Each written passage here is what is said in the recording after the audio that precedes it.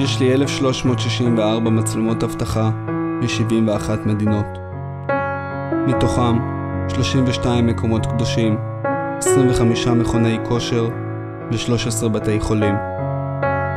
במשך 912 ימים, 8 שעות בממוצע ביום, אספתי 2,719 שעות של חומר גלם ב-106,947 מגה, שמכילים לפחות 6,000 אנשים, מתוכם 638 ילדים, 17 תינוקות, 56 שיחות ושקיעות, 90 מסיבות, 24 נשיקות ו9 פרדות.